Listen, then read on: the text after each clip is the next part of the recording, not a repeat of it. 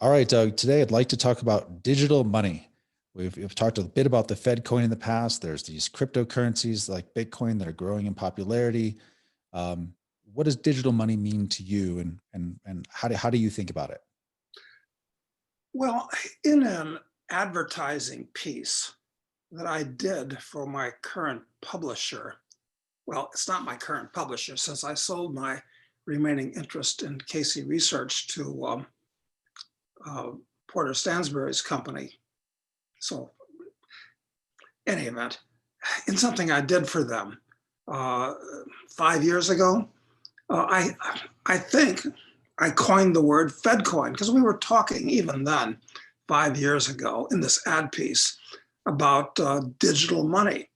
And I coined, at least I think I coined, I'd never heard it before, the term Fedcoin, which would be the Federal Reserve's digital currency instead of the Federal Reserve's paper currency, which we all have in our wallets today.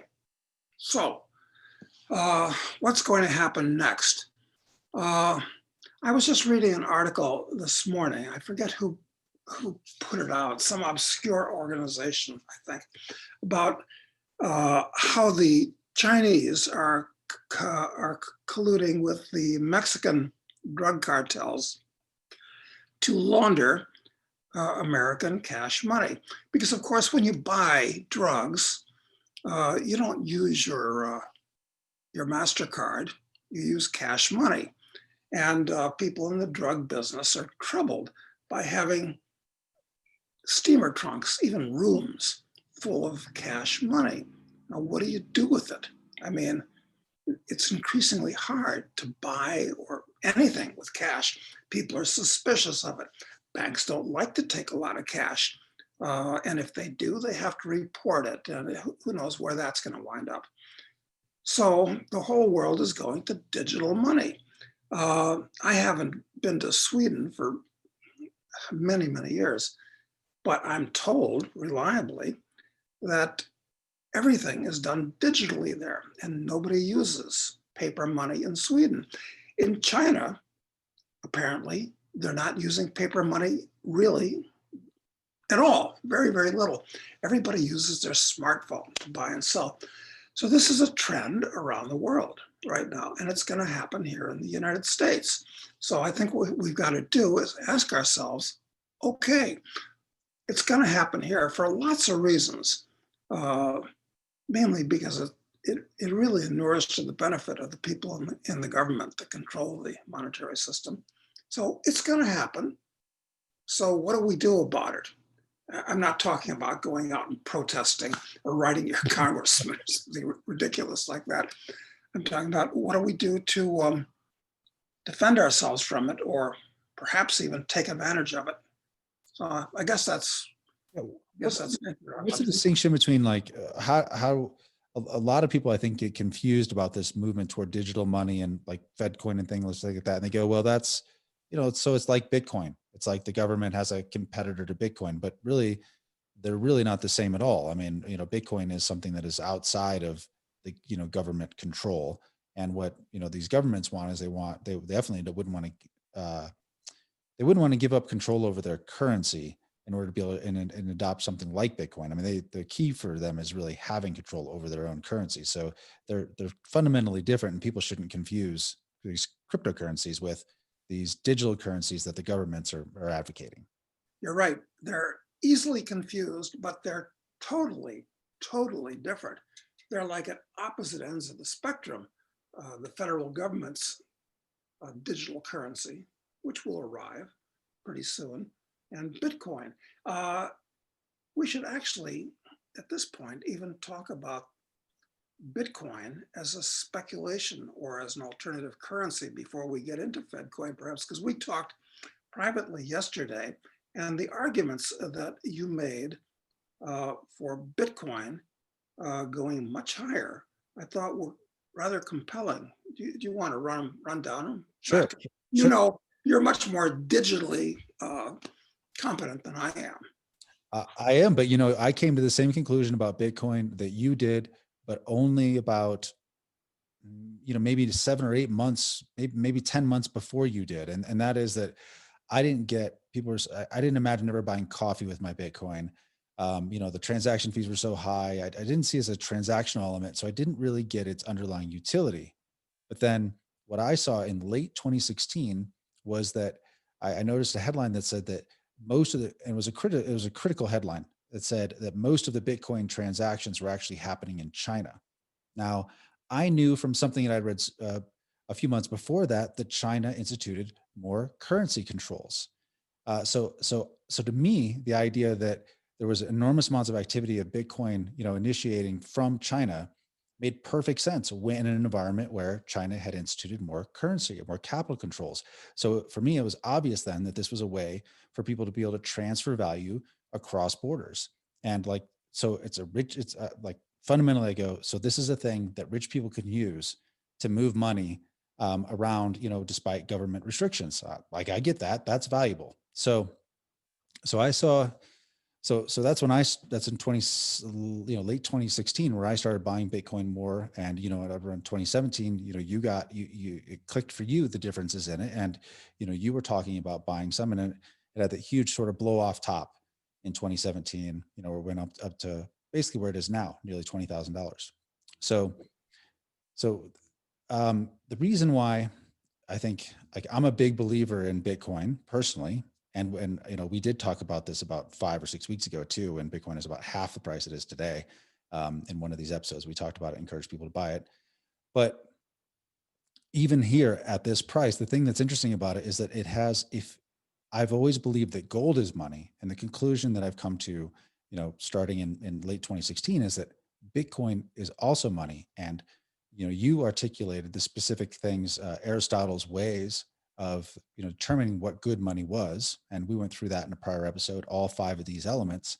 And I think it's debatable. I think there's a reasonable point to be made that Bitcoin actually serves as money even better than gold does. And that there's a reasonable possibility that Bitcoin ultimately replaces gold as the primary means of storing value, and, just of the primary means of actual money. That's my kind of thought on it. And there's only, 22 million or 21 million that'll ever be produced. There's only 900 that are mined each day today. The current demand among a couple of larger funds exceeds that 900 new supply every day right now. So there's really not much room. There isn't enough supply. The supply is dramatically constrained, and that's what's been driving the price up. And that's what will continue to drive the price up, I think, from here. Yeah, good argument. I mean, institutions are apparently starting to buy it, both because it's useful for them and it's a good speculative medium. They can see the trend is in motion. And who knows, maybe we'll see it at $250,000 a coin within the next couple of years. It's reasonable when you compare the value of available Bitcoins to the value of all the paper currencies in the world and all the gold in the world. And the fact that more and more people are starting to use Bitcoin. And as governments do more stupid things, including put on foreign exchange controls, which I expect the US government and a lot of other governments to do in the next few years, as the monetary situation gets out of control, yeah, people are going to panic into Bitcoin because it can go anywhere. It can go anywhere with you, which is much harder for that to do that with gold, obviously. Right, exactly. And one of the things Citibank, so all these big institutions have come out recently and are, now are getting more and more behind it. And they poo-pooed it for years. Like they only said nasty things about Bitcoin forever. Much like they've said that about gold, in fact, for years too. They kind of poo-poo gold. So, but you had Citibank came out and they said by the end of 2021, they put a price target on Bitcoin of 320,000. Now that seems outrageous. I mean, outrageous. But it's not beyond the realms of possibility, given there's these trillions of currency units out there and looking for a home someplace with some speculative upside. And anyway, I own some, and I bought more as it went down last week a little bit. I bought a little more when it got hit over Thanksgiving, and I think it's a good idea to have it as a speculation. Exactly. And actually, I just bought a whole bunch today. All right. I think I paid 19,400 or something like that. I got to check. And actually, yeah. So I've got to say that I'm a believer. I wish I'd thought about it back at when I was first introduced to it at $13. But oh well, you Yeah. can't. Yeah, You can't win them all, Doug. there's a new train leaving the station every day, so who knows what the next one we'll get onto is. Hopefully they won't come out with Bitcoin 2.0, which will make everybody want to dump Bitcoin 1.0, but not right now. Yeah, I think that risk is relatively low, simply because, and not to say over enough time period, it is the risk becomes pretty high, I think, but over the foreseeable time frame, I think that risk is very low, mostly because, even the reason you haven't seen like half of all the market cap of all of the cryptocurrencies, a little more than half, is all in Bitcoin, and there are thousands of these other little cryptocurrencies. So why isn't, there's just a lot of inertia once people start to adopt a new form of money, that it's difficult to be able to change people's minds about it. I mean, think about it. The fact that people are still using the dollar, even though the dollar has been debased, I don't know, 99% over the last however many years, it's people are still using it. So there's a lot of there's a Lindy effect there, I guess, where you kind of stick with something for a long time. Yeah, there is. And perhaps this is one reason, because the federal government controls the money supply. And I've long argued that the government shouldn't control the money supply any more than they should control the supply of cars or the supply of wheat or the supply of shoes. But that's that's kind of an academic point, because that's not going to happen anytime soon because of how indoctrinated people are. But when Fedcoin comes out, people will tend to trust it, and the government will promote its advantages. The fact that everything, you can do everything now on your iPhone and work directly with the Fed maybe and cut out the banks somehow. So the Fedcoin is going to be next, but it's going to be a catastrophe for the average person, because cash is wonderful because nobody knows you have it. Nobody knows what you're buying or selling if you use C notes. But if you use the government's equivalent of cash, Fedcoin, let's call it, their digital currency, they'll know absolutely everything you're buying and selling and how much you have. And since it all goes through your smartphone, they'll be able to effectively block your account, or of course they'll talk about how easy it'll be to have your stimulus payment put directly into your account, but it works two ways. So it's something to be avoided at all costs when they come out with it. And how do you imagine it gets introduced and they get early adoption? It just seems like that initial hump of getting it out there and getting people to start to use it will be the hard thing. How do you think they do that? Well, I guess they're going to try to discourage people using credit cards. And I understand that in China, for instance, it's increasingly hard to use credit cards because everybody is using their smartphone and the digital yuan. So how will they actually get people to do it? It seems to me that they could, by offering people an incentive, like if their next stimulus payment, the only way to get it is if it comes through this new mechanism. Yes, I'm afraid stimulus payments are going to be with us for quite some time, maybe indefinitely, in the form of an annual guaranteed income, which they've been talking about. So you could imagine, we'll get people used to it. If they just made it so that all government benefits had to be received in this way, then you get a huge swath of the population, Social Security recipients, whatever. I mean, if they did it so that government transfer payments essentially were delivered that way, that would force adoption of a huge number of people. And all they have to do is connect it to the credit card system. And for a user, it wouldn't be fundamentally different. You know what Exactly. I mean? And if they give all Americans $1,000 or something like that, well, they just gave all Americans $1,200. Right. The Not all shares. Americans. I didn't get mine. I don't know about you, Doug. Isn't that interesting? I got $1,200. Did you really? Yes. Wow. Yeah, I was shocked. I Wow. didn't get it. Oh, well, shame on you. Yeah, I But guess. so the next time they do that, and they'll say, well, we can only, for reasons, send it to your Fedcoin account on your smartphone. Everybody's got a smartphone. Uh, that'll induce everybody to start using it. So yeah, they'll make it happen one way or another. There's lots of ways they can induce people to use it, It and seems then like, increasingly tap into the system. And of course, they'll make the argument that A, all drugs are done with cash. We don't want people buying and selling drugs. And of course, people will still they'll be able to get around that by disguising the payment of drugs as something else, God knows what. But when when the person selling the drugs uh, is taking his Fedcoin in, he's going to have to, it'll show up as income. So he's going to wind up paying taxes on it, even if he can beat the drug charge. So they'll like it for that reason, not the drug Mhm. guys. And now this is really serious. It's going to augment the power of the state tremendously.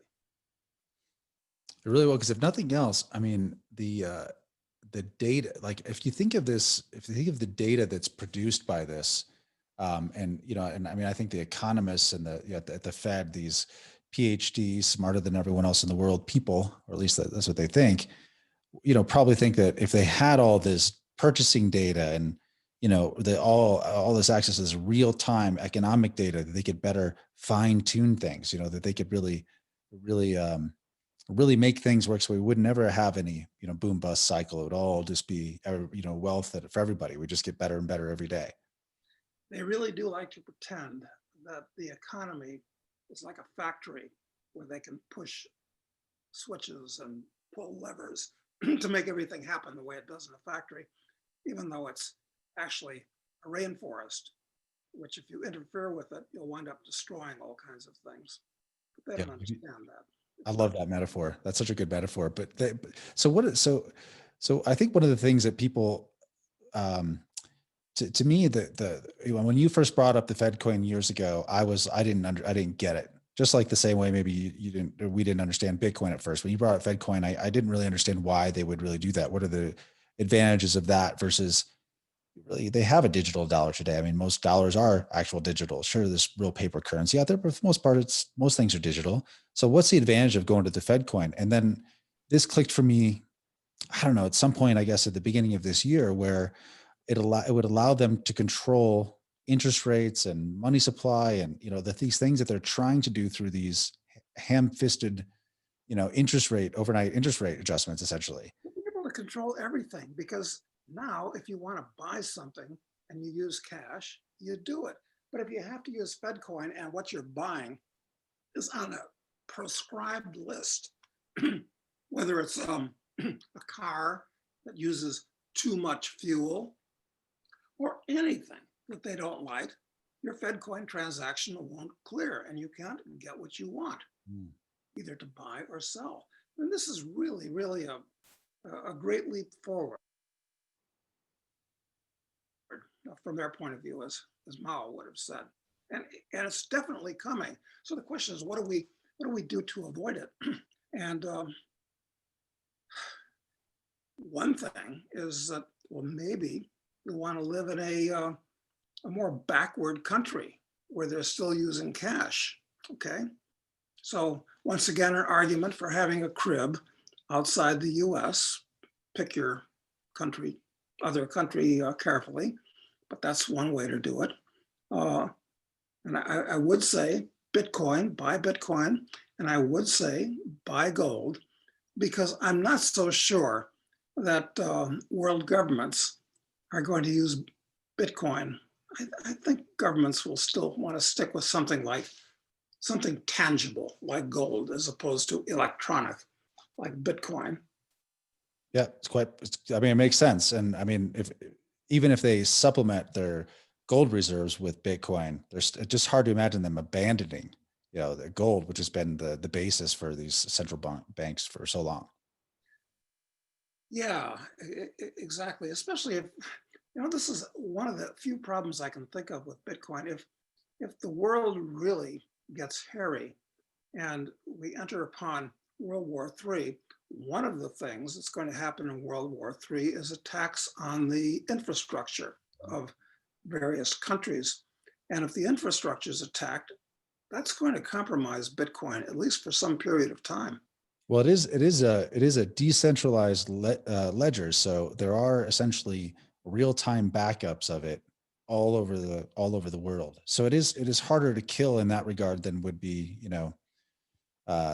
taking out JP Morgan's infrastructure. I mean It's that true, but if the electric grid goes down through a number of types of attack, well, you're not going to be able to transfer your Bitcoin, at least until the grid goes back up.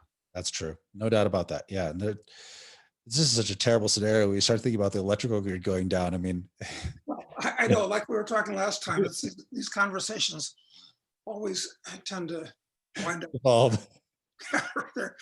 rather, rather gloomy. But it's just the world we live in right now.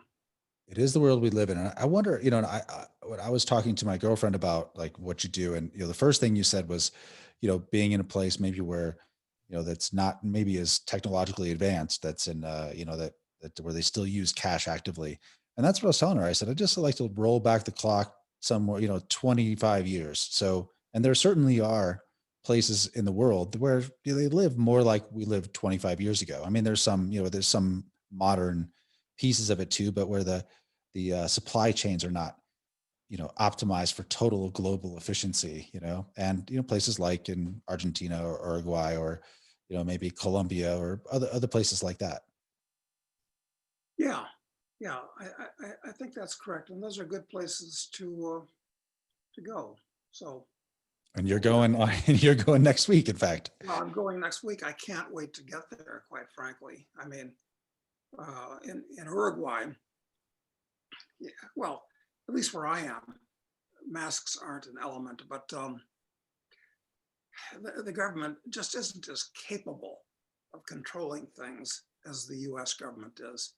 I mean, the US government is capable of controlling, or at least tries to control everything everywhere. The Uruguayan government isn't used to that, and they don't know how to do it, and they're not very good at it. Mm. So from that point of view, it's pretty mellow. Well, it seems to me that the more an economy is technologically advanced, the more digital things are, the more easy everything is to control. It's just because it's if you can control things through automation rather than having to have a policeman on the corner essentially that's monitoring coming Yeah, and going. if you have cameras everywhere and you hook them up to artificial intelligence systems that can read who it is and so forth. Yeah, that's right. That's right. Yeah. And so what I wanted to tie one thing, this is definitely kind of dystopian, but tie this to the idea of Fedcoin and having all of your transactions monitored is that, I sent you this morning a CNN article, which talked about, the immunization card that would come along with your COVID immunization. And, and you said, well, you're waiting for your chip, you're waiting for a chip. Ultimately, a chip is what's coming, it seems, because they will want it to be digital. But And they'll want it to be with you at all times. And you can't fiddle with a underskin chip the way you can with a card. It's much harder. right. That's on the way. So I think, but it'll start off being, though, before it gets, we get to the transhumanism stuff, it'll be in your smartphone, just like the Fedcoin will. So, and Right. then the location of you and your money and in your health issues essentially will be tied to the Fedcoin. So if imagine if you think that, your lifestyle is not great, they could disallow the purchase of McDonald's because, you're already diabetic and it's too risky, for catching things. So like connecting these two things really scares me. And I don't know if you noticed, but that article, the statement it was about these vaccination cards were coming from the DOD. It was the Department of Defense. The first line in there, it's from the Department of Defense. Wow. Well, there is a bright side to the US government going totally and completely bankrupt. It's that maybe they won't be able to afford some of these things. But then again, since the prime directive of absolutely every living entity, including governments, is to survive. They'll survive at any cost to anybody else. So I guess it's wishful thinking on my part that their pending bankruptcy will chill them down. Yeah, I don't think so. Probably Unfortunately. redouble their efforts because they'll have to survive. Yeah, Exactly. it's a pretty, you know, on the bright side, we've talked about the fact that technology, other types of technology are advancing. And, the bad guys always get technology first. The government always gets it first. They got gunpowder first, but then gunpowder overthrew the old order, and the peasant could take down the armored knight. And same with computers. They got them first, mega computers, and now everybody's got one. So it's kind of like an arms race between the common guy that wants freedom and liberty, although we've discussed the fact that relatively few of the common guy really do want it. Back to a dystopian conclusion. There's no way out. It's funny. You just gotta, be amused by it. Yeah. Anyway, Yeah. And Fed, Fedcoin's coming. So anything else that we should do to no, I think the core thing is that you've got a set of predictions, and we've in the description to this video and in all of them, there's a link where you can sign up and get this report that we put together that has your predictions for the 2020s, and it also has some some recommendations about the way financially to play it with some specific gold stocks that you like. And what those gold stocks are up. I haven't checked the prices that we put them in there at, but I bet they're up.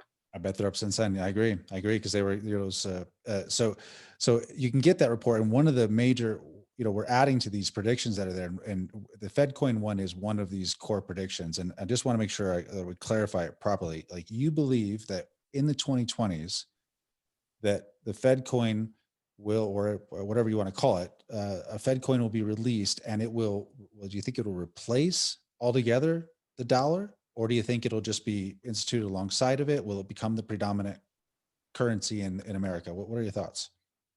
They'll try to replace the paper dollar with the Fed coin, and it'll be a gradual process. And the $100 bill will be the first to go. And maybe they'll still keep 20s, certainly 10s and 5s, just because they're so trivial. Doesn't make any difference. Yeah, for convenience of the little people.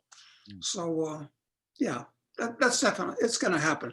If we have this conversation 10 years from now, it'll be hard to find some paper money, or a meaningful amount of paper money, for anything other than buying a candy bar, which by then will cost $5 anyway. At least, no doubt about it. All right. Well, good. Well, that's the prediction. And if you can get the other predictions by following the link in the description below. And tomorrow we'll be back for the Q&A. All right. Thanks, Doug.